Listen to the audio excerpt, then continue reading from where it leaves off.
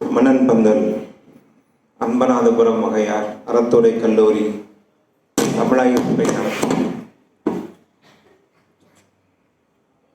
ஸ்ரீ லோசனி வரதராஜு அறக்கட்டளை விதிநிலையில் நடைபெற்றுக் கொண்டிருக்கிற 100 ஆண்டு கண்ட தமிழ் ஆளுமைகள் என்ற நிகழ்வுகளை வழிநடத்தி கொண்டிருக்கும் தமிழாய்வுத்துறை தலைவர் ஐயா முனைவர் தமிழ்வேலு அவர்களே, கருத்தரங்க நிகழ்வுகளை தொடர்ந்து ஒருங்கிணைத்துக் கொண்டிருக்கும் பேராசிரியர் செபஸ்தி ஜான் பாஸ்கர் அவர்களே,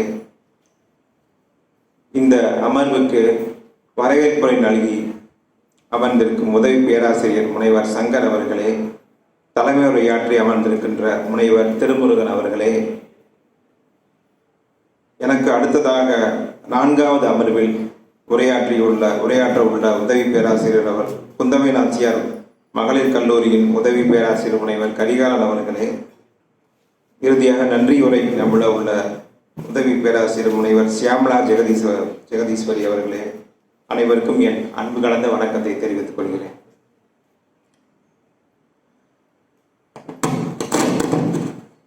மன்னன் பந்தல் நான் முதல் முறையாக கேள்விப்பட்ட பேர், ஒரு புதுமையான பேராக இருக்கு. மன்னன் பந்தல்லாம் என்னவா இருக்கும் அப்படின்ற ஒரு ஆர்வத்தில் இணையதளத்தில் தேடி பார்த்தேன்.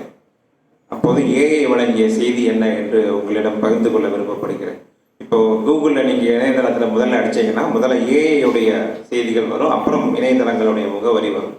அப்போ மன்னன் பந்தல் அப்படிங்கிறதுக்கு ஏஐ அந்த ஆர்டிஃபிஷியல் இன்டெலிஜென்ஸ் வழங்கியிருக்க குறிப்பு மன்னன் பந்தல் என்பது மயிலாடுதுறை மாவட்டத்தில் உள்ள ஒரு இடமாகும். இது முக்கியமாக அன்பநாதபுரம் வகையார் கல்லூரி அமைந்துள்ள இடமாகும். இது கல்வி சார்ந்த நிகழ்வுகள் மற்றும் கருத்தரங்குகளை நடத்துவதில் பிரபலமானது. மேலும் தமிழ் மற்றும் இலக்கிய நிகழ்வுகளுக்கு பெயர் பெற்றது.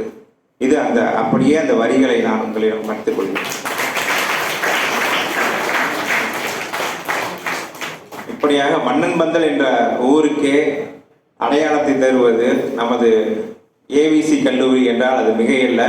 நீங்களோ நானோ சொல்லவில்லை, இந்த கூகுள் இணையதளமே சொல்கிறது. ஆர்டிஃபிஷியல் இன்டெலிஜென்ஸ் எனப்படும் ஏஐ செயலியை சொல்கிறது. இன்னொரு சிறப்பு, நான் இங்கே கல்லூரிக்கு வருகை தரும்போது முனைவர் தமிழ்வேலு ஐயா அவர்கள் சொன்னார்கள், சாரங்கபாணி அவர்கள் இந்த மொழி போராட்டத்தில் இன்னொரு பல பேர் விருகம்பாக்கம் அரங்கநாதன், கீழப்படுவர் சின்னசாமி அவர்கள் வரிசையிலே இன்னும் இந்த சாரங்கபாணி பயின்ற கல்லூரி இது என்ற பெருமையும் குறிப்பிட்டார்கள். அத்தகைய கல்லூரியில் பேசுவதற்கு எனக்கு வாய்ப்பளித்த உங்கள் அனைவருக்கும் நன்றியும் இந்த நேரத்தில் எனது பெரும் மகிழ்ச்சியும் தெரிவித்துக் கொள்கிறேன். எனக்கு முன் உரையாற்றிய முனைவர் திருமுருகன் அவர்கள் பாரதியார் பற்றி சில உரைகள் சொன்னார். சமூக புரட்சியை எப்படி தொடங்கி வைத்தார், அதுக்கப்புறம் எப்படி பாரதிதாசன் வழியில் ஒரு பரம்பரை உருவானது. பாரதியார் ஒரு சமூக புரட்சியை ஜாதி ஒழிப்பில் ஒரு சிறிய அளவை தொடங்கி வைத்தார். அது ஒரு இயக்கமாக பாரதிதாசன் வடிவில் பெரியார் வடிவில் ஒரு இயக்கமானது தமிழ்நாட்டில் ஒரு பெரிய புரட்சியை தோற்றுவித்தது. அந்த பெரியார் கண்ட கனவில் அடையாளமாகத்தான் இத்தனை மாணவிகள் இந்த கல்லூரியில் அமர்ந்திருக்கிறீர்கள். இதுதான் பெரியார் கண்ட கனவு. இங்கு பேசுவதை விட பெரிய பெருந்தம் எனக்கு எதுவும் இல்லை என்பதை கூறிக்கொண்டு 2025ஆம் ஆண்டு மிகவும் முக்கியமான ஆண்டு, பல்வேறு ஆளுமைகளுக்கான நூற்றாண்டு. இங்கு ராஜன் கிருஷ்ணன், ஹெப்சிபா ஜேசுதாசன், தமிழ் ஒளி உள்ளிட்ட பல்வேறு ஆளுமைகளுக்கு நூற்றாண்டு கருத்தரங்க சொற்பொழிவுகளை தொடர்ந்து நடத்தி கொண்டிருக்கிறது நம்ம தமிழாய்வுத்துறை. இவர்களுக்கு மட்டுமல்ல, ஆன்மீகத்தில் தோய்ந்து தமிழர் மெய்யியலில் உச்சம் தொட்ட குன்றக்குடி அடிகளாருக்கும் தற்போதுதான் நூற்றாண்டு முடிவாக இருக்கிறது. பெரியார் ஈவேரா சிந்தனைகள் என்று தந்தை பெரியாரின் சிந்தனைகள் முழுவதையும் தொகுத்தளித்த திருச்சிவை ஆணைமுகத்து அவர்களுக்கும் இப்போதுதான் நூற்றாண்டு நிறைவு பெறுகிறது. அந்த வகையில் எந்த தந்தை பெரியார் எந்த இதழை திருப்பாதிரிப்புலியூர் ஞானியார் அடிகளை வைத்து தொடங்கினாரோ அந்த இதழுக்கான அந்த குடியரசு இதழுக்கான நூற்றாண்டும் இந்த ஆண்டுதான். சுயமரியாதை இயக்கத்திற்கும் இதுதான் நூற்றாண்டு. அந்த வகையில் அதையும் நினைவுபடுத்த கடமைப்பட்டுள்ளேன். வைக்கம் நூற்றாண்டு தற்போதுதான் நிறைவடைந்துள்ளது. 1925 நடைபெற்ற வைக்கம் போராட்டம், அந்த வைக்கம் போராட்டத்தை அந்த ஒரு நூற்றாண்டுக்கு முந்தைய வைக்கம் வரலாற்றை ஒரு நாவலாக சாத்தியப்படுத்திய நமது தோழர் தளபதிராஜ் அவர்களும் இந்த நிகழ்வுக்கு வந்திருக்கிறார்கள். அவருக்கும் இந்த நேரத்தில் என்னுடைய வணக்கத்தை தெரிவித்துக் கொள்கிறேன். இந்த கருணானந்தம்னா நினைவுக்கு வருவது என்ன அப்படிங்கிறது உங்களுக்கு தோணலாம். எனக்கு என்ன நினைவுக்கு வருவது என்றால் 2 விஷயங்கள். ஒன்று, அவருடைய கவிதை மிகவும் புகழ் பெற்றது. செருப்பொன்று போட்டால் சிலையொன்று முளைக்கும் அப்படின்னு ஒரு கவிதை ஒரு தலைப்பு உண்டு. ஏன் அந்த கவிதையை எழுதினார், யாருக்காக எழுதினார் என்பது உங்கள் பலருக்கு தெரிந்திருக்கலாம். கடலூர் மாவட்டத்தில் 1944ஆம் ஆண்டு ஒரு நிகழ்வு. தந்தை பெரியார் அந்த நிகழ்வுக்கு பேச வருகிறார். ஜூலை 29, 1944ஆம் ஆண்டு அந்த கூட்டத்துக்கு பேச வந்த பெரியார் மீது செருப்பும் பாம்பும் வீசி எறியப்படுகின்றன. அதற்கு பிறகு 1972ஆம் ஆண்டு கலைஞர் அவர்கள் முதல்வராக இருந்தபோது அதே இடத்தில், எந்த இடத்தில் தந்தை பெரியார் மீது செருப்பும் பாம்பும் வீசப்பட்டதோ அதே இடத்தில் அவருக்கு சிலை வைக்கப்படுகிறது. அந்த நிகழ்வு நடைபெற்றது 1972 ஆகஸ்ட் 13. இந்த நிகழ்வையொட்டித்தான் கவிஞர் கருணானந்தம் எழுதுகிறார், செருப்பொன்று போட்டால் சிலையொன்று முளைக்கும். அந்த கவிதை இடம்பெற்ற இதழ் 1972ஆம் ஆண்டு வெளிவந்த விடுதலை தந்தை பெரியார் பிறந்தநாள் மலர். அது சில வரிகளை மட்டும் உங்களிடம் வாசிக்கலாம் என்று விரும்புகிறேன். எங்கிருந்தோ ஒரு செருப்பை கையவன் வீச, பழையதுதான் என்றாலும் விடாது பற்றி படுக்கையிலே செருகி வைத்தார் ஐயா. பின்னர் வளவளக்கும் நீர்ப்பான்பை இடையில் விட்டான் மடையன் அவன், கலைந்து போகும் படையா நாங்கள் என்கிறார் பெரியாரின் கடுஞ்சட்டை படை வீரரான கருணானந்தம் அவர்கள். அந்த காட்சியை நீங்க பெரியார் திரைப்படத்தை பார்க்கலாம். இப்போ யூடியூப்ல அந்த திரைப்படம் முழுவதும் இருக்கு.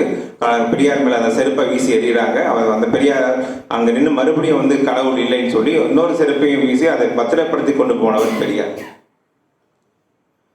இன்னொரு கவிஞர் கருணானந்தம்னா 2வது ஞாபகத்துக்கு வருது பாரதிதாசன் பரம்பரை. நம்ம முனைவர் திருமுருகன் அவர்கள் கூறியது போல பாரதிதாசன் பரம்பரையில் முடியரசன், வாணிதாசன், சுரதா, சாமி பழனியப்பன், குடியரசு அப்படி எண்ணற்ற கவிஞர்கள் போய்விட்டார்கள்.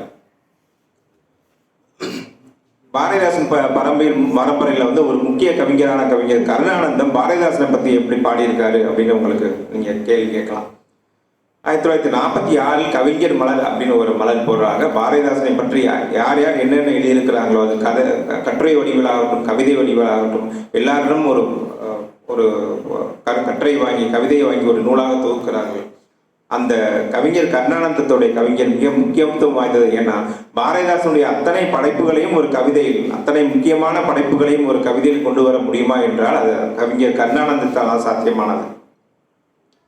பாரதிதாசனை பற்றி பாடும்போது கவிஞர் கருணானந்தன் பாடுகிறார், பாட்டிலே புதுமை கண்டான் பாரதிதாசன் என்பான், நாட்டிலே மக்கள் துன்பம் நலிவுகள் வறுமை சூழ்ச்சி ஏட்டிலே விடுத்துரைக்கும் ஏழையின் தோழன் சீர்த்தி நாட்டிலே என்னால் ஆமோ.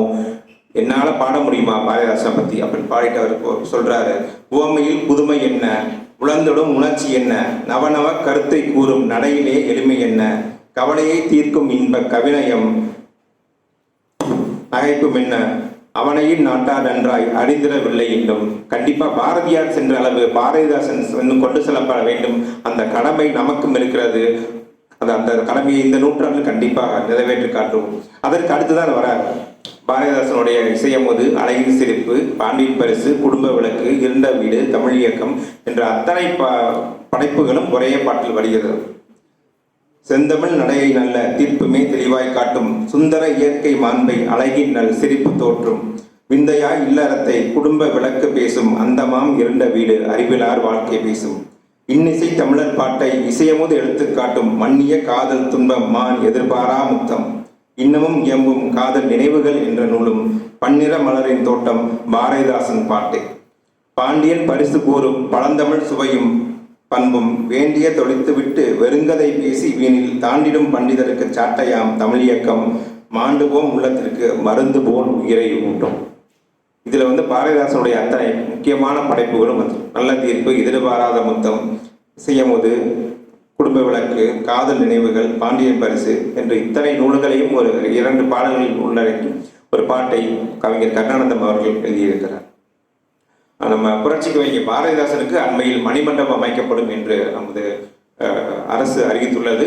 நெடுநாளைய நமது கவிஞர்கள், நம்ம தமிழ் உணர்வாளர்களுக்கு பெரிய மருந்தாக வந்த செய்தி. அதற்கு இந்த நேரத்தில் அரசுக்கு நன்றியும் தெரிவிக்க கடமைப்பட்டிருக்கு. அடுத்ததா பாரதிதாசன் பாட்டு பரம்பரையில் வந்த கருணானந்தம் பாரதிதாசனை பத்தி எப்படி பாடிட்டா நம்ம பார்த்தோம். அதே பரம்பரையில் வந்த ஓமை கவிஞர் சுரதா அவர் பூக்காடுக்கு ஒரு முன்னுரை தரார் கருணானந்தம் பத்தி. பூ பூக்காடு தந்தவரே, கவிதைக்காக புதுப்பரிசு பெற்றவரே, சமுதாயத்தை நோக்காட்டில் தள்ளுகின்ற பழமை தன்னை நொறுக்கி வரும் தஞ்சாவூர் கவியே, இங்கே நீர்க்குடங்கள் நடுவிலே வைக்கப்பட்ட நெய்க்குடத்தை போன்றவரே, உம்மை நாங்கள் வேர்பலாவின் சுளை என்று கருதுகின்றோம், மேலான தமிழில் பாராட்டுகின்றோம். கவிஞர் கருணானந்தனுடைய வாழ்க்கை வரலாறு பார்த்தோம்னா, அவர் அக்டோபர் 15, 1925 சுங்கம் தவிர்த்த சோழன் திறன் தஞ்சாவூரில் இருக்கும் அந்த இடத்தில் பிறக்கிறார். இளமையிலேயே தமிழ் ஆசிரியர் ஆவது விருப்பம் கொண்டு தமிழ் இலக்கண இலக்கியங்களை கற்றுத்தருகிறார். கரந்தை தமிழ்ச்சங்கம், குடந்தை அரசு கல்லூரி ஆகிய கல்விக்கூடங்களில் பயில்கிறார். ஆனால் அவருக்கு தமிழ் ஆசிரியர் ஆவது விருப்பம். அவர் தந்தை ஆனால் அரசு அதிகாரி. தந்தையின் விருப்பத்திற்காக அவர் தமிழை விட்டுவிட்டு அரசு அதிகாரியாகிறார். 1946 ஒன்றிய அரசின் பணியில் சேர்கிறார். அப்போ அவங்க வேலை நிறுத்தத்தில் ஈடுபடுகிறார். ஊழியர்கள் அவருடைய உரிமைக்காக பாடுபடும் போது வேலை நிறுத்தத்தில் ஈடுபட வேண்டிய ஒரு சூழல் வருகிறது. சிறைக்கு போகிறார். 2 நாள் சிறைவாசம். அந்த வேலை நிறுத்தத்தை பற்றியும் பூக்காடு இதழில், பூக்காடு கவிதை தொகுப்பில் அவர் பதிவு செய்திருக்கிறார். இன்று முதல் வேலைக்கு செல்வதில்லை, எத்தனை நாள் ஆனாலும் பரவாயில்லை என்று சொல்லிவிட்டு வேலைக்கு போகாமல் வேலை நிறுத்தத்தில் ஈடுபட்டு சிறைக்கு சென்றவர் தான் கவிஞர் கருணானந்தம்.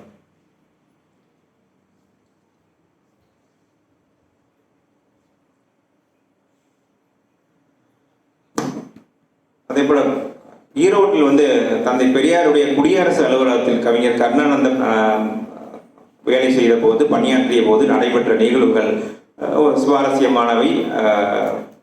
கலைஞர் அங்கே இது பண்றார். கலைஞர் அவருடைய நெஞ்சுக்கு நீதிகளை இதை பதிவு பண்றார். கலைஞருடைய தன் வரலாறு, நெஞ்சுக்கு நீதி, நீங்கள் அத்தனை பேரும் அதை படிக்க வேண்டும். அதில் தமிழ்நாட்டு வரலாறு மட்டுமல்ல, இந்திய வரலாறையும் நாம் அறிந்து கொள்ள முடியும். உலக வரலாற்றின் முக்கியமான செய்திகளையும் அதில் பதிவு செய்துள்ளார். அந்த நெஞ்சுக்கு நீதியில் கலைஞர் கூறுகிறார், நான் குடியரசு அலுவலகத்திற்கு பணியாற்ற சென்ற போது அங்கே கருணானந்தம், ஏபி ஜனார்த்தனம், தவமணிராசன் ஆகியோர் பணிபுரிந்து கொண்டிருக்கிறார்கள். அப்போ அங்கே போய் வேலைக்கு சேர்றார் கலைஞர். பெரியார்கிட்ட ஒரு பழக்கம் உண்டு. பெரியார் எப்போவாது நான் குளிப்பார், குளிக்கிறதே இல்லை. அவர் குளிப்பது காலை விரயம் என்று கருதிய தலைவர், எல்லாத்திலும் சிக்கனம் பார்த்த தலைவர். குளிக்கிறது நம்ம டைம் வேஸ்ட் ஆகும், என்ன குளிச்சுட்டு நம்ம வேலையை பார்த்துட்டு இருப்போம் அப்படின்னு இருக்கார். அப்போ அப்படி ஒரு சூழல்ல அவங்க அங்கே கூட இருந்த கவிஞர் கருணானந்தம் போன்றவர்களும் அதுக்கு பழக்கப்பட்டனர். அப்போ கலைஞர் ஆனால் என்ன பண்ணுறாரு, காலைல குளிச்சு தான் வேலையை ஆரம்பிக்கிறார். அதை பார்த்து அவங்கெல்லாம் பயந்துட்டாங்க. கவிஞர்லாம் பயந்துட்டு, என்ன நீங்கள் குளிக்கலாம் செய்கிற அப்படின்னு சொல்லி பெரியாருக்கு தெரிஞ்சா ஏதாவது கேட்பாரு சொல்லி பெரியாரே ஒரு நாள் கேள்வி கேட்குறாரு, என்ன குளிக்கிறா மினிய வேலை எப்படி செய்யறது அப்படிங்கிறாரு. அப்போது கலைஞர் சொல்கிறாரு, குளிக்கிறதும் ஒரு வேலை தான், நான் அந்த வேலையை முடிச்சுட்டு மற்ற வேலையை செய்ய ஆரம்பிக்கிறேன் அப்படின்னு சொல்றாரு.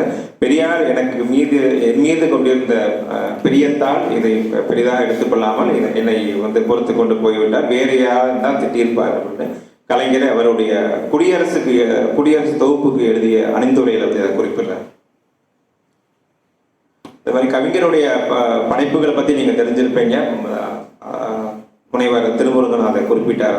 பூக்காடு, கனியமோது, அண்ணா காவியம், அண்ணா சில நினைவுகள், பெரியாருடைய முதல் வாழ்க்கை வரலாறு இருக்காரு. சுமைதாங்கி, பூக்காடு, கனியமோது, சுமைதாங்கி, அண்ணா காவியம் ஆகியவை கவிதை வடிவில் இருப்பவை. உரைநடை வடிவிலானது அண்ணா சில நினைவுகள். அப்புறம் தந்தை பெரியாருடைய முதல் வாழ்க்கை வரலாறு. தந்தை பெரியாருடைய வாழ்க்கை வரலாறை முதலில் எழுதியவர் சாமி சிதம்பரனார். ஒரு பெரியார் வாழுங்காலத்திலேயே எழுதியவர் சாமி சிதம்பரனார்.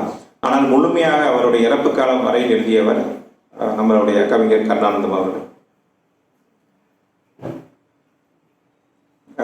கவிஞர் கருணானந்தம் அவர்களுக்கு அறிஞர் அண்ணாவோடு, கலைஞரோடு, தந்தை பெரியாரோடு நெருங்கிய தொடர்பு இருந்தது. இதை அவருடைய கவிதை நூல்களில் இருக்கிற முன்னுரை அணிந்துரையிலேயே நம்ம தெரிந்து கொள்ளலாம் அவங்க எப்படி பாராட்டியிருக்காங்க அப்படிங்கிற விஷயத்தை. பூக்காடு முதல் தொகுதி வெளிவர பெரிதும் துணை நின்றவர் அறிஞர் அண்ணா அவர்கள். அதே வெறும் வெளிவருவதற்கு மட்டுமல்ல, அது விற்பனைக்கும் துணை நின்றவர். திராவிட முன்னேற்ற கழக மாநாடுகள் விற்பனை செய்து அதை இது பண்ண சொல்லி அவருக்கு ஊக்கம் கொடுத்தவர் அண்ணா அவர்கள். அப்போ கவிஞரை பற்றி அவர் அண்ணா சொல்றார். அவர் பூக்காடு முன்னுரையில, ஆனந்தம் என்பார் எனது அருமை நண்பர், அருங்குணத்தின் பெட்டகம், அன்னை மொழி என்னும் அணிகலனை பூண்ட அழகு நெஞ்சினர். அவர் கவிதை சிந்தனைக்கு தேனளிக்கும், அத்தேனே மாமருந்தும் ஆகிவிடும், சீரழிந்து தவிக்கின்ற தமிழ் சமுதாயம் தனக்கும் அப்படின்னு அவரை பாராட்டி சொல்றாரு. கலைஞர் அதே போல கனியமுதுக்கு எழுதிய ஒரு முன்னுரையில சொல்றாரு, அண்ணா அவர்கள் கவிஞரை காணும் போதெல்லாம் ஏதாவது ஒரு பாட்டு எழுதிட்டுவான்னு சொல்லிடுவார். அப்போ உடனே ஒரு கவிதை எழுதிடுவார். ஆனந்தம் ஒரு கவிஞர், கலைஞர் சொல்றார், அவருக்கு ஆனந்தம் ஒரு கவிஞர், அவர் ஒரு கருத்தாளர், ஒரு உழைப்பாளி, உயிர் அணைய நட்புக்குரியவர் அப்படிங்கிறாரு. அதே போல மென்மையான உள்ளமும் எதையும் தாங்கும் மன இயல்பும் கொண்டவர் அப்படிங்கிறாரு. அவரே தான் சொல்றாரு, எனக்கு 1963 உடல்நலம் இல்லாமல் இருந்தபோது என்னோட வீட்டாரை விட அதிகமாக அக்கறை எடுத்து பார்த்து கொண்டவர் கவிஞர் கருணானந்தம் அப்படிங்கிற செய்தியும் பதிவு பண்ணியிருக்காரு. கவிஞர் உங்களுக்கு ஒரு செய்தி சொல்றாரு. கல்லூரிகளில் படிக்கிற மாணவ மணிகளுக்கு ஒரு முக்கியமான செய்தி சொல்றாரு. கனிய முதல் அவருடைய பாடல் ஒன்று இருக்கு, அதை எடுத்து பாருங்க. பெற்றோர்கள் பணம் அனுப்ப பிள்ளையர் பொறுப்புணர்ந்து கற்றால் தான் உறுதி அன்றி காலத்தை கரைத்து விட்டு மற்றோருக்கு பாரமாகி மகிழ்பவர் நிறைய உண்டு. காலத்தை கரைப்பது கூடாது என்பது கவிஞருடைய உறுதி.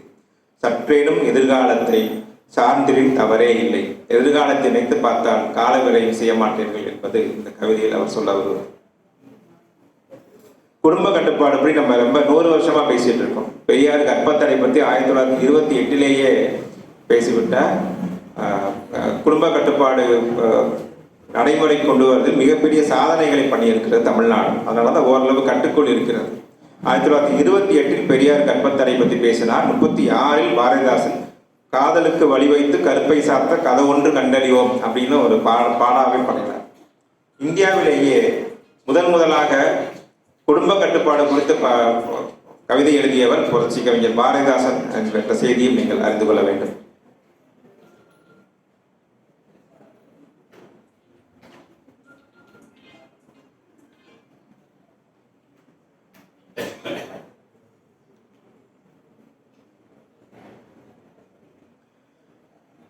அப்ப குடும்ப கட்டுப்பாடு பத்தி கவிஞர் பாடாம இருப்பாரா? அவரும் ஒரு பாட்டு பாடியிருக்காரு, அளவோடு பிள்ளை. தலைப்பே அந்த கவிதையோட தலைப்பு.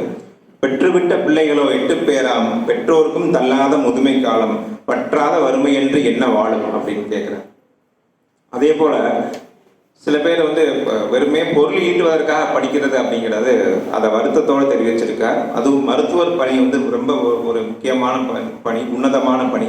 ஆனால் மருத்துவர்களும் அப்படிதான் ஒரு பொருள் ஈட்டுவதற்காகவே படிக்கிறாங்க அப்படிங்கிறத ரொம்ப ஒரு நகைச்சுவை நயத்தோடையும் ஒரு வருத்தத்தோடையும் பதிவு பண்ணியிருப்பார்.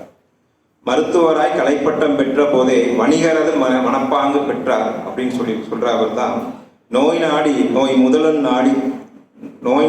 முதலும் நாடி தேர்ந்து நோயால துயருணர்ந்தே அது தணிக்கும் வாய் நாடி வாய்ப்பற்றி முறையே இல்லை. வந்தவரின் பை நாடி வரவு நோக்கி வந்தவர் என்ன கொண்டு வராரோ அதை நோக்கி மருத்துவம் பண்றாங்க அப்படிங்கிறத பதிவு பண்ணியிருக்காரு. தாய்நாடு தலைகுனிய தன்னலத்தால் தகை பிறலும் வகை மனிதர் அப்படின்னு இந்த மாதிரி மருத்துவர்களை கண்டிக்கிறார். அதே சமயம் கூட்டுறவு தான் நாட்டு உயர்வு அப்படிங்கிற தலைப்பும் அவர் பதிவு பண்ணியிருக்காரு. என்னுடைய துறை சார்ந்து அப்படிங்கிறதால எனக்கு விருப்பமான கவிதைகள். அப்போ அரிசி விலை என்ன ஆச்சுன்னு கேட்டா, என்னையா அரிசி விலை என்றால் நேரோ இங்கிலாந்தின் அரசு நிலை எம்புகின்றீர்கள் அப்படிங்கிறார். அரிசியோட விலை என்னன்னு கேட்டா அரசியோட விலை சொல்றீங்களே. சின்னையா பருப்பு விலை கேட்டான், ஆனால் சீரியானை மறுப்பு விலை கூறி விட்டீர் அப்படின்னு சொல்றவர். இதற்கெல்லாம் தீர்வு கூட்டுறவு தான். கூட்டுறவு மூலமாக தான் கொள்ளை லாபத்தை தடுக்க முடியும், தனிநபர்கள் லாபம் அடைய தடுங்கி எல்லாரும் பயனட முடியும் அப்படிங்கிறதையும் பாடுறாரு.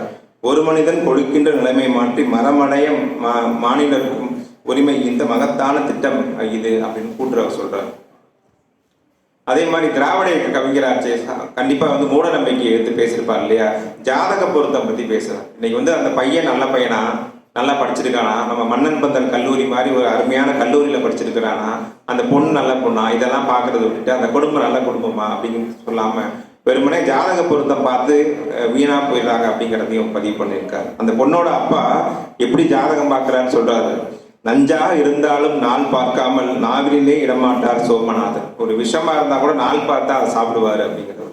அவர் குணப்பொருத்தம் குடி பொருத்தம் பார்க்காம தன்னுடைய பெண்ணுடைய வாழ்க்கையை வீணாக்கிட்டார். அந்த பையன் ஒரு மோசமான குணமா அமைஞ்சிட்டான் அப்படிங்கிறதையும் அவர் கவிதையில பதிவு பண்ணியிருக்காரு. அந்த பொண்ணுடைய ஜாதகத்துல மேற்படிப்புக்கு வழி இல்லை அப்படிங்கிறதால அந்த பொண்ணுடைய படிப்பையே நிப்பாட்டி விட்டார் அந்த தந்தை அப்படிங்கிறதையும் சொல்றார். மேற்படிப்பும் விளைஞ்சிட்டால் ஆனால் தந்தை அக்கணமே தடுத்திட்டார் அப்படிங்கிறார்.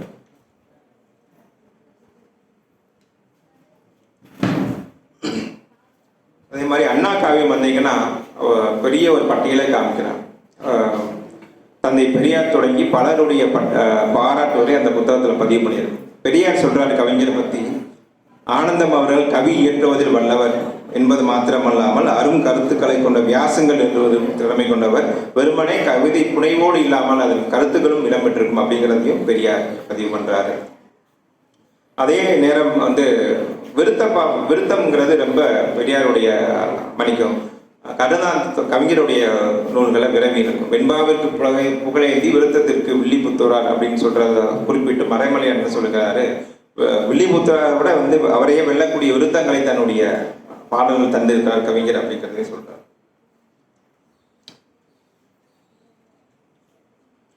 இன்னொரு முக்கியமான விஷயம் இங்க பதிவு பண்ணணும்னு நினைக்கிறேன். குன்றக்குடி அடிகளார் அவரும் ஒரு முன்னுரை தந்திருக்காரு அண்ணா காவியத்துக்கு. அவர் சொல்றாரு, பெரும்பாலோருக்கு வந்து ஓமைகள் என்று சொன்னால் கொச்சைத்தனமான ஓமைகள் தான் கிடைக்குது, ஆனா கவிஞர் கருணானந்தம் தான் சிறப்பான ஓமைகளை வந்து சொல்லியிருக்காரு அப்படின்ட்டு இது பண்றாரு. என்ன, அவரை போன வாரம் நான் வந்து போன மாதம் நினைக்கிறேன், போன மாதம் வந்து சிவகங்கை குன்றக்குடி போயிருந்தேன். சில செய்திகள் உங்க கவனத்துக்கு சொல்றேன். குன்றக்குடியில் இன்றும் அந்த மடம் தொடங்கி குன்றக்குடி அடிகளார் தொடங்கி நடத்திய பல்வேறு கூட்டுறவு சங்கங்கள் இன்றும் செயல்படுது.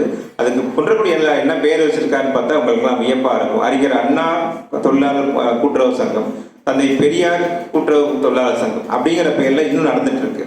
இதை விட ஒரு வியப்பு எனக்கு இன்னும் என்ன தெரிஞ்சதுன்னா, கூட்டுறவு சங்கங்களுக்கு வந்து அவர்களுக்கான விடுமுறை அவங்களே செஞ்சுக்குவாங்க. அவங்களே ஒரு தீர்மானம் போட்டு அந்தந்த சங்க தீர்மான புத்தகத்தில் வந்து சங்கத்தின் பணியாளர்களுக்கு என்னென்னைக்கு விடுமுறை அப்படிங்கிறத எழுதி தீர்மானம் நிறைவேற்றிருப்பாங்க.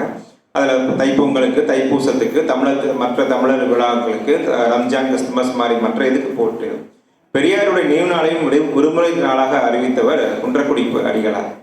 எனக்கு தெரிஞ்சு தமிழ்நாட்டிலேயே வந்து கூட்டுறவு சங்கங்கள்லேருந்து பெரியார் நினைவு வந்து விடுமுறை அறிவித்து தீர்மானம் இயற்றியிருப்பது குன்றக்குடி அடிகளார் நடத்திய அந்த இதுதான் கூட்டுறவு சங்கமாக தான் இருக்கும் அப்படிங்கிறது என்னுடைய இது. இந்த இணக்கம் தான் இன்னும் பல பேருக்கு விளங்காமல் இருக்குது. இப்போ நம்ம கூட்டத்திலே பார்க்கலாம், முன்னால் ஒரு கருப்பு சட்டை தோழர் உட்கார்ந்துருக்காரு, பின்னாடி ஒரு தம்பி வந்து ஐயப்பனுக்கு மாலை போட்டு வந்திருக்காரு. இந்த இணக்கமான இடம் இதுதான் பல பேருக்கு புரியாத புதிராக இருக்குது. அதுதான் இன்னும் தமிழ்நாட்டை வந்து ஒற்றுமையா வச்சிருக்குது அப்படின்னு நம்மை போன்ற தமிழ் உணர்வாளர்கள் நம்புறோம், தமிழர்கள் நம்புறோம். இந்த ஒற்றுமை இருக்க வரைக்கும் தமிழ்நாடு முன்னேறுவதை யாராலும் தடுக்க முடியாது அப்படிங்கிறத மனசுல வச்சுக்கோம். அப்புறம் அண்ணா காவியத்தில் அண்ணா பத்தி பிறப்பு வழக்கு தொடர்ந்து எழுதுறாரு. அண்ணா முதல்வராக ஜெயிச்சது நமக்குலாம் தெரியும். ஆனால் அவருடைய முதல் தேர்தலே வந்து அவர் தோல்வி அடைந்தார். நீதி கட்சி சார்பாக நகராட்சி தேர்தலில் வந்து பெத்தநாயக்கன் பெற்று நிற்கிறாரு. முதல் தேர்தலை தோல்வி அதை வந்து பதிவு பண்ணியிருக்காரு. தன்மான இயக்கத்தின் கொள்கையாலும் தரமான அரசியலில் நீதி கட்சி பொன்னான கோட்பாட்டின் தன்மையாலும் பொங்கி வரும் ஆர்வத்தால் ஈடுபட்ட அண்ணாவை இளைஞரேனும் பெரியோர் எல்லாம் அன்புடனே மாநகரின் ஆட்சி தேர்வில் நன்மனத்தால் நிற்க வைத்தார். ஆனால் அந்த நாடு அவரை புரிந்து கொள்ளவில்லை, தோற்றார். அண்ணாவுடைய வளர்ச்சிக்கு அவர் பெரியாரை சந்திச்சது, இந்திய எதிர்ப்பு போராட்டத்தில் பங்கு கொண்டது, நாவலர் சோமசுந்தர பாரதியார், ராபி சேதுப்பிள்ளை இவங்களோட வந்து வாதம் செய்தது, அது புத்தகமாக வெளிவந்திருக்கு. தீ பரவட்டும் அப்படிங்கிற புத்தகத்தை கண்டிப்பா வாய்ப்பு இருந்தா வாங்கி படிங்க. அப்போ அண்ணாவுடைய அடுக்குமொழி அவ்வளவு அழகானது. அதை பத்தி ஒரு கவிஞர் கருணானந்தம் என்ன சொல்றாருன்னா, அண்ணாவை பார்த்து தமிழ் இவ்வளவு அழகா இருக்கா அப்படிங்கிறது அவர் வியந்து போய் எழுதுறாரு. செந்தமிழுக்கு இத்தனைதான் சிறப்பும் உண்டோ, செம்மையாக கருத்துக்களை விளக்குவதற்கு அந்த மிகும் அடுக்கு சொல் தொடர்ந்து பெய்தே அணிமோனை விரவி வர எழுதல் ஆமோ, விந்தையுடன் வீரத்தை வாழ்முனை போல் வெடுக்கென்று தைத்திடவும் செருகலாமோ, சொந்தமுடன் இன்னடையை தமதாயாக்கி சொக்க வைத்த அண்ணாவை புகழார் யாரோ அப்படிங்கிறார். இந்த அண்ணாவுடைய அடுக்கு மொழி, அந்த பேச்சு திறனால் தான் இளைஞர் கூட்டம் அவர் பின்னாடி வந்தது அப்படிங்கிறதையும் அவர் பதிவு பண்ணார். அது வரைக்கும் இப்படி ஒருத்தர் பேசலை, இப்படி ஒரு மூடநம்பிக்கைக்கு புறம்பான மூடநம்பிக்கை எதிர்த்த கருத்துக்களை யாருமே பேசலை, அதனால தான் அண்ணா பின்னாடி வந்தாங்க அப்படிங்கிற. வெறுமனே தமிழுக்காக வரவில்லை, அந்த தமிழ் வந்து மூடநம்பிக்கை எதிர்த்தது, பார்ப்பனியத்தை எதிர்த்தது, ஆதிக்கத்தை எதிர்த்தது. இந்த காரணத்தால தான் வந்து அண்ணாவின் பின்னாடி இளைஞர்கள் அணியமானாங்க அப்படிங்கிறதையும் அவர் பாடல சொல்றாரு. தென்னாட்டில் இந்நாளும் காணா வண்ணம் தீவிரமாய் புத்தெழுச்சி பாய்ந்ததாலே பொன்னான கல்வி பெறும் மாணாக்கர்கள் புதுமையாய் தமிழுணர்வும் இன உணர்வும் முன்னாளில் இல்லாத மூட கொள்கை, இதுதான் முக்கியம். தமிழ் உணர்வு மட்டும் போதாது, தமிழ் உணர்வு மட்டும் நம்மை முன்னேற்றாது. மூட நம்பிக்கை ஒழிந்த, சாதி ஒழிந்த, பெண்ணடிமைத்தனம் நீங்கிய தமிழ் உணர்வு தான் நம்மை வாழ வைக்கும். முன்னாளில் இல்லாத மூட கொள்கை முறித்திடுமோர் அறிவுணர்வும் மூன்று தோன்ற அன்னாரின் எழுத்தாலே கூர்மை ஈர்க்கப்பட்டார், அண்ணாவை வழிகாட்டியாக கொண்டார். கேட்டாரை பிடிக்கின்ற சொல் அண்ணாவுடையார், அத்தான் பதிவு கொண்டார். கேட்டாரை பிடிக்கின்ற சொல்லால் கூறி கேளாரும் படிக்கின்ற முறையில் நன்கு தீட்டி வந்தார் அண்ணாவும். திசை புரிந்து திராவிடர் நாம் என்பதெல்லாம் உணர்ந்ததாலே போட்டியிட்டு முன்வந்தார் இளைஞர் கூட்டம், பொங்கி வந்தார் பெருவெள்ளம் போல அன்று. அண்ணா மறைந்த போது கவிஞர் அவர் மேல மிகுந்த ஈடுபாடு கொண்டவர். அண்ணாவுடைய மாநாடுகளில் சரி, இயக்க பணிகளை சேர்ந்து பணியாற்றியவர். அந்த மறைவை அந்த இழப்பை இவரால் தாங்கிக்க முடியல. அந்த இறுதி வரிகளை படிச்சீங்கன்னா ரொம்ப உருக்கமாக இருக்கும். ஒளிதனை உமிழும் உன் விழிமலர் கண்டும் களிப்பினை சிந்தும் உன் கனிதழ் பேசிடும் அமுத தமிழ் மொழி ஆர்வமாய் கேட்டும் குமிழ் மூக்கு பொடி கொள்வதை ரசித்தும் கவிதை எழுதன கட்டளை நீ எட தவித்திரும் என்னை தட்டி கொடுக்கும் நீ கைமலர் வருடி அப்படின்னு எழுதுறார். அதே மாதிரி ஆள் போல் தலைத்தனின் அடியினில் விழுதாய் பற்கள் துளைக்கிடும் அற்ப உதவி போல் சிற்சில ஆணைகள் சிறமேற்கொண்டு செய்தவன் அன்பினை எய்தியோன் உன்னை மருத்துவ மனைதனில் இருத்திட பார்த்திட வருத்தமா கொண்டேன் மனமே நொறுங்கினேன் அப்படின்னு அண்ணாவுடைய மறைவு குறித்து எழுதுறார்.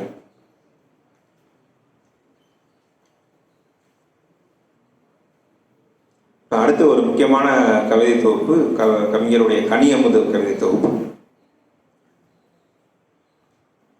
அதுல படி அப்படிங்கிறத வச்சு ஒரு பாட்டு இருக்காரு, உங்களுக்கு தெரிஞ்சிருக்கும். புரட்சி கவிஞர் பாரதிதாசன் அவர்கள் காலையில் படி, கடும்பகல் படி, மாலை இரவு பொருள்படும் படி, நூலைப்படி, சங்கத்தமிழ் நூலைப்படி அப்படின்னு ஒரு இது. கற்பவை கற்கும்படி வள்ளுவர் சொன்னபடி கற்கத்தான் வேண்டும் அப்படி கல்லாதவர் வாழ்வது எப்படி அப்படிங்கிற அதே தாக்கத்தை நம்ம இங்கேயும் பார்க்குறோம். ஏன்னா இவர் பாரதிதாசன் பரம்பரை கவிஞர் இல்லையா.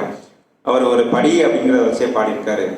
படிப்படி என்றே தலையில் அடித்து கொண்டார், பள்ளி விட்டு கல்லூரி படி மிதித்தேன், கொடிபிடி என்று ஆணையிட்டார் அண்ணல் காந்தி, குழந்தையிலே போராட்ட களம் படிந்தேன், தடியடியும் பிறம்படியும் வெள்ளையாட்சி தரும்படிதான் வரும்படிகள் எல்லாம் அன்று, படியரிசி எப்படியோ நான்கனாவாய் பாடிவிற்ற காலம் மறுபடி வராதோ, ஏற்றுவிடும் ஏனிக்கு படிகள் உண்டா, ஏறிய பின் இப்படியும் சில பேர் கேட்பர், போற்றியவர் குளறுபடி கொள்கையாலே குழுகின்ற படியாகி புழுதிவாரி தூற்றிடுவார் பெரும்படியாய், மாடி மீதில் தூக்கிவிடும் மின் தூக்கி பழுதாய் போனால் மாற்று வழி சுழற்படிதான் அன்றோ என்றும் மறவாத படியிருப்போம் படிக்கட்டைத்தான். நம்மை ஏற்றுவிட்ட படிக்கட்டுகளை நாம் எப்போதுமே மறக்கக்கூடாது என்பதற்கான பாடல் இது.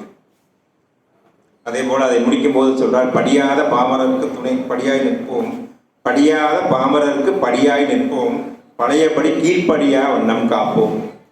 ஏற்கனவே அந்த நிலைமை மாறிட்டு வருது, அந்த நிலைமைக்கு போகாம நாம் காத்து நிற்போம் அப்படிங்கிறார். அதே போல தைப்பொங்கல் பற்றி ஒரு சிறப்பான பாடல், அதுவும் உங்களுக்கு முக்கியமாக படிக்க வேண்டியது. சங்கராந்தி பண்டிகையாய் நம்ம கொண்டாடினது இப்பதான் தையா கொண்டாடுறோம். சங்கராந்தியில் தைப்பொங்கல் அப்படிங்கிற வலியுறுத்த ஒரு பாடல். அது ஏன்னா அது உழைப்புக்கான பண்டிகையாக இது பண்ணுவாங்க. அது ஆன்மீகத்தோட தொடர்புத்தாங்க. உழைப்பாளிகளுடைய உயர்வுக்கான பண்டிகை அது, அதை திருவிழா அது அப்படிங்கிறத இது பண்ண விதமா, உழைப்புக்கு வெற்றி பெறும் அரிய நாளில் உற்சாக பெருவழியில் உழவன் நீந்தி பிழைப்புக்கு பட்ட துயர் மறந்து நெஞ்சில் பெருமகிழ்ச்சி கரைபுரள மனைவி மக்கள் அழைப்புக்கு சிறப்படைத்து குடும்பத்தோடு மண்டையுள்ளால் வளம் பேணி வாழ்த்து கூறி தலைப்பதுதான் தமிழ்நாட்டான் கண்ட பொங்கல். எதுவோ பொங்கல் இல்லை, இதுதான் பொங்கல். உழைப்புக்கு மரியாதை செய்வதுதான் பொங்கல். அதே போல கடவுள் வழிபாடு பொறுத்த வரைக்கும் கடமைக்கு கடவுளை வழிபடுவதை அவர் கேள்வி கேட்கிறார்.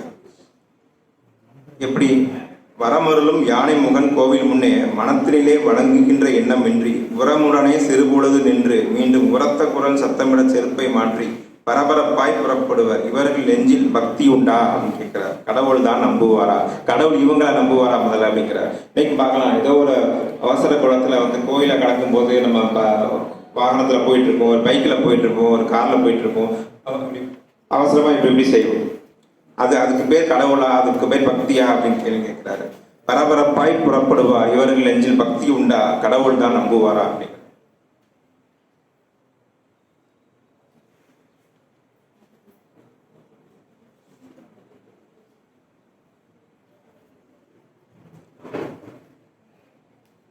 அதே போல அவருடைய முக்கியமான நூல், வாழ்க்கையில் அவருடைய முக்கியமான சாதனையாக சொல்கிறது வந்து தந்தை பெரியாருடைய வாழ்க்கை வரலாறு.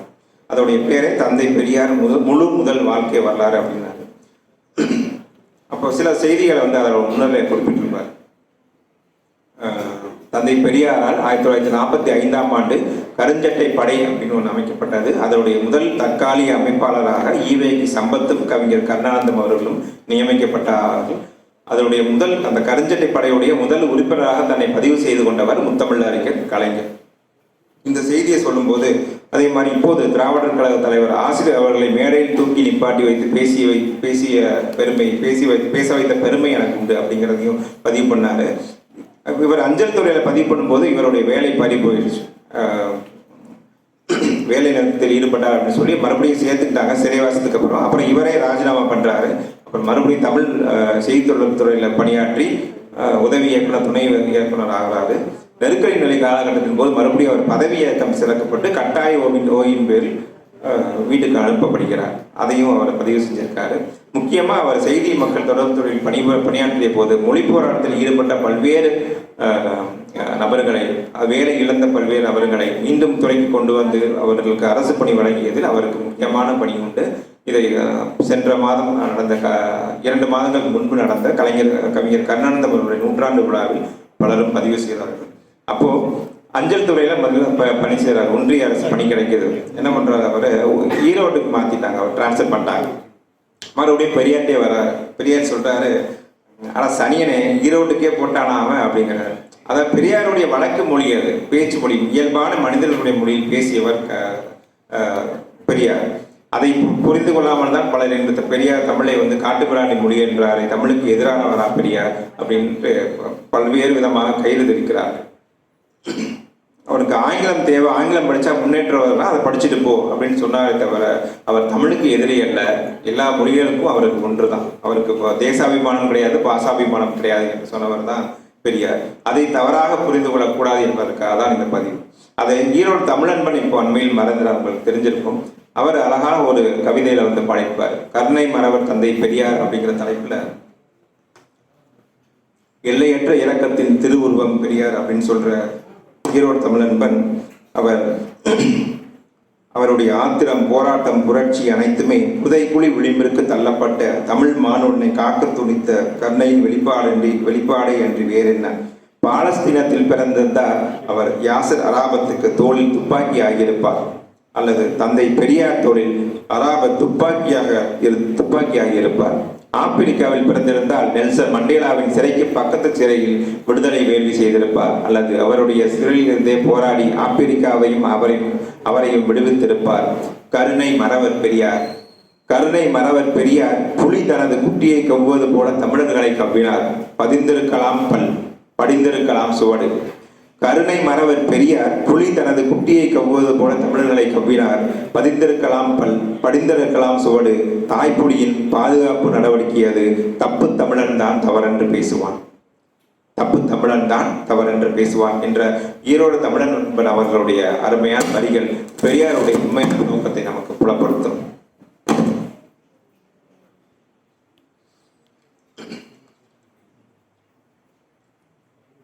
அதே போல தந்தை பெரியாருடைய வாழ்க்கை வரலாறு எழுதும்போது பல்வேறு செய்திகளையும் குறிப்பிட்டார். எனக்கு முன்னால் சாமி சிதம்பரனார் தந்தை பெரியாருடைய வாழ்க்கை வரலாறை அவருடைய காலகட்டத்திலேயே எழுதி வெளியிட்டார். அதற்கு பின் தினமும் விடுதலை அலுவலகத்துக்கு சென்று, ஏன்னா அங்கே வந்து வீட்டுக்கு எடுத்துகிட்டு போகிற வசதி கிடையாது. எனவே அங்கேயே காலையில் வந்து மதிய உணவு எடுத்துகிட்டு போய் காலை முதல் இரவு வரை நூலகம் மூடப்படும் வரை அங்கேயே இருந்து குறிப்புகள் எடுத்து தந்தை பெரியாரின் வாழ்க்கை வரலாற்றை முழுவதுமாக எழுதி முடித்தவர் கவிஞர் கருணானந்தம். கருணானந்தோடைய அத்தனை நூல்களும் நம்ம முனைவர் திருமுருகன் அவர் குறிப்பிட்டது போல அத்தனை நூல்களும் இணையத்தில் இலவசமாக கிடைக்கின்றன. கவிஞர் கருணானந்தம் நூல்கள் அப்படின்னு போடுங்க. தமிழ் டிஜிட்டல் லைப்ரரி என்ற இணையதளத்தில் அவருடைய பூக்காடு, கனியமுது தொகுப்புகள் தொடங்கி அண்ணா சில நினைவுகள், அண்ணா காவியம், தந்தை பெரியார் வாழ்க்கை வரலாறு முழுவதும் இலவசமாக நீங்கள் படிக்கலாம். இப்போ எல்லாரும் உங்களுடைய மொபைலே அதை படிக்கலாம்.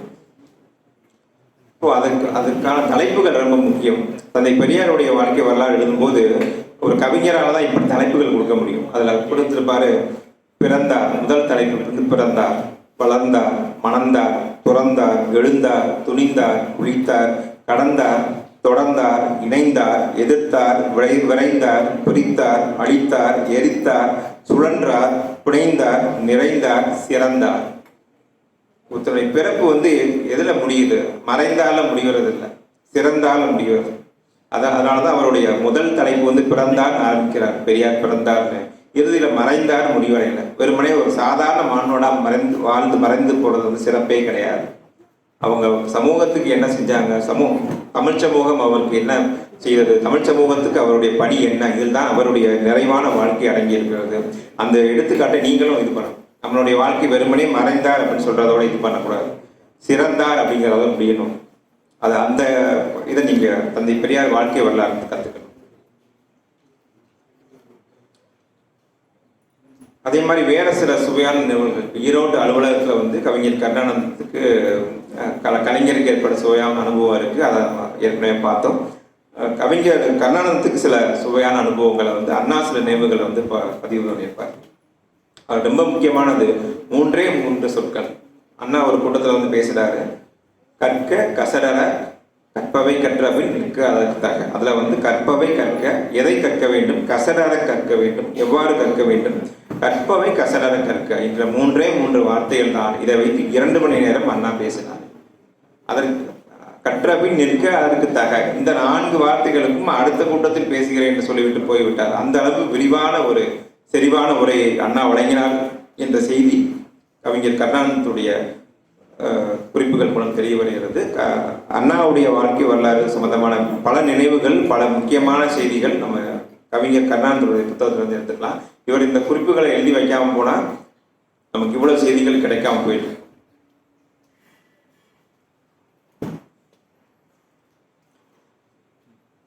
அதே போல பெரியாரை பத்தி அண்ணா சொல்ற ஒரு வார்த்தையை அவர் பதிவு பண்ணியிருப்பார். புட்டிங் செஞ்சுரிஸ் அண்ட் கேப்சூல்ஸ் அப்படிங்கிற ஒரு வார்த்தையை பயன்படுத்தி அண்ணா பெரியாரை சிறப்பிச்சிருக்கார். பல நூற்றாண்டுகள் செய்து முடிக்க வேண்டிய காரியங்களில் 20 ஆண்டுகள் பெரியார் செய்திருக்கிறார் அப்படிங்கிற ஒரு கருத்து முக்கியமானது. அதே போல வள்ளுவர் மீதும் திருக்குறள் மீதும் கவிஞர் கருணானந்தம் கொண்டிருந்த அளவற்ற ஈடுபாடு என்பது எல்லையற்றது. அதை பல்வேறு காரியங்களை நம்ம பார்க்கலாம். 1954 என்ற நினைவு ஒரு மாநாடு நடக்குது தஞ்சாவூர்ல வந்து. இப்போ அண்ணா ஒரு செய்தி ஒரு வேலை கொடுக்குறார் கவிஞருக்கு வந்து. அதாவது திருக்குறளை வந்து பெரிய பெரிய போஸ்டர் வடிவில் வந்து ஒரு 100 திருக்குறளை வந்து அச்சிட்டுக்கிறாங்க. பிரிண்ட் போட்டு பெருசா போஸ்டர் வடிவில் அடிச்சு அதை என்ன பண்ணணும்னு கேட்டால் அங்கங்கே வந்து கார்ட்போர்ட் அட்டை இருக்கும் இல்லையா, அதில் வாங்கி சார்ட் மாதிரி பேப்பரில் ஒட்டி மாநாடு நடக்குது. அதில் அறிஞர் அண்ணா வந்து அந்த மாநாட்டில் உள்ள பந்தல் தூண் இருக்கும் இல்லையா, மாநாட்டு பந்தல் பெரிய அளவில் இருக்கும். ஒவ்வொரு தூண்லையும் வந்து அந்த திருக்குறள் அட்டைகளை வந்து கெட்டிவிட சொல்றாரு. இரவு முழுவதும் கண் விழிச்சு இந்த வேலையை செய்கிறாரு கவிஞர். அண்ணாவுடைய நோக்கம் என்னன்னா, அந்த மணிக்கணக்காக மாநாட்டில் உட்காந்துருப்பாங்க. இப்போ மாதிரி இல்லை, 4 நிமிடம் 5 நிமிடம் பேசி மாநாடு கலையிற மாநாடு அப்படி நடக்கலை. காலையில் தொடங்கி இரவு வரை நீடிக்கும் அந்த மாநாடு. அப்போ காலையில் வந்து மக்கள் வந்து அதே இடத்துல உட்காந்துருப்பாங்க. அப்போ அவங்க மணிக்கணக்காக அந்த திருக்குறளை பார்க்கும்போது அவங்க மனசுல பதியும் அப்படிங்கிறதுக்காக திருக்குறளை வந்து அந்த மாதிரி போஸ்டர்ல அச்சடிச்சு கார்ட்போர்டில் ஒட்டி எல்லா மாநாட்டு பந்தல் தூண்லையும் கெட்டியோட செஞ்ச முக்கியமான பணி செஞ்சார். இன்னைக்கு சொல்லுவாங்க திருக்குறளை வந்து பெரியார் திட்டினா, திருக்குறளை வந்து திராவிட இயக்கம் ஒண்ணுமே செய்யலை. புலவர் வீட்டு பரன்களிலே கிடந்த திருக்குறளை ஒவ்வொரு வீட்டுக்கும் மக்களுக்கு கொண்டு போய் சேர்த்தது திராவிட இயக்கம் தான், பெரியார் தான். பெரியார் நடத்திய திருக்குறள் மாநாடு தான். அதே மாதிரி இன்னொரு செய்தி குறிப்பிடலாம். கலைஞர் வந்து திராவிட முன்னேற்ற கழகம் ஆட்சிக்கு வந்த போது ஒரு போக்குவரத்துறை அமைச்சராக இருக்கும்போது சொல்றாரு, அவர் வந்து இப்போ நம்ம பார்க்கும்போது தெரியும், ஒவ்வொரு பேருந்திலும் வந்து திருக்குறள் எழுதப்பட்டிருக்கு. அந்த பணிகள் ஆரம்பிக்கும் போது முதல் 100 திருக்குறளை தேர்ந்தெடுத்து இதை பணியை செய்யணும்னு சொன்னது கவிஞர் கருணானந்தம் தான். அந்த பணியை செஞ்சாரு. 100 திருக்குறளை தேர்ந்தெடுத்து இதெல்லாம் வந்து நம்ம தேர்ந்தெடுக்க முடியும் அப்படிங்கிறது, இதெல்லாம் வந்து நம்ம பஸ்ல பேருந்துல போட்டால் மக்கள் படிப்பாங்க, தேர்ந்தெடுத்து கொடுத்தது கவிஞர் கருணானந்தம் தான். அதே போல இன்னொரு செய்தி, வேணுகோபால் சர்மா தான் திருவள்ளுவருடைய உருவப்படத்தை வரைஞ்சவர் உங்களுக்கு தெரிஞ்சிருக்கும். அந்த திருவள்ளுவர் உருவத்தை வந்து மாயவரத்தில் தான் வந்து சில மாதங்கள் தங்கியிருந்த போது வேணுகோபால் சர்மா வரைந்தா. இந்த செய்தியும் நீங்கள் முக்கியமாக தெரிஞ்சுக்க வேண்டியது.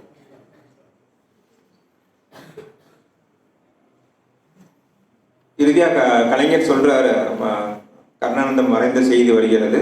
அது கலைஞர் நெஞ்சுக்கு நீதியில் பதிவு செய்கிறார். அவர் என்னுடைய நீண்ட நாள் நண்பர்கள் ஒருவராக இருந்த ஒரு மிகப்பெரிய சுயமரியாதை வீரரும் சிறந்த கவிஞரும் என்னோடு இணைந்து தந்தை பெரியார் அவர்களின் ஈரோடு அலுவலகத்தில் பணியாற்றியவருமான கவிஞர் கருணானந்தம் அவர்கள் நீண்ட நாள் நோய்வாய்ப்பட்ட நிலையில் இருந்து 1989 மறைந்தார் அப்படிங்கிற செய்தி முக்கியமானது. இப்போ கவிஞர் கருணானந்தத்துடைய வாழ்க்கையிலேருந்து நமக்கு என்னென்ன செய்திகள் தெரிய வரும் அப்படின்னு பார்த்தோம். மாணவர்களாகி நீங்கள் என்ன பண்ணலாம்? நீங்கள் தமிழ் துறையில் இருக்கிறீங்க, தமிழ் உணர்வு சார்ந்து நீங்கள் பாடங்களை கற்பிக்கிறீங்க. கவிஞர் போல குரல் மீது பற்று, திருக்குறள் எப்படி மக்கள்கிட்ட கொண்டு போய் சேர்க்கணும், தமிழ் மொழியை எப்படி பரவலாக்கணும் அப்படிங்கிற சிந்தையோடு நம்ம படித்தாதான் இன்னும் தமிழ்நாடும் பல்வேறு பல ஆண்டுகளுக்கு நிலை பெற்று இருக்கும். இங்கே நான் கல்லூரிக்கு வரும்போது நம்ம முனைவர் தமிழ்வேல் அவர்கள் சொன்னாங்க, இளந்தூது அப்படிங்கிற ஒரு இதில் மாணவர்களே கொண்டு வரீங்கன்னு சொன்னார். எனக்கு ரொம்ப வியப்பாக இருந்தது. அதே போல் திண்ணையின் ஒரு வாசகர் வட்டம் நடக்குது, அதுலேயும் சொற்பொழிவு ஆற்றப்படுது, பல்வேறு ஆளுமைகள் பேசுகிறாங்க அப்படின்னாரு.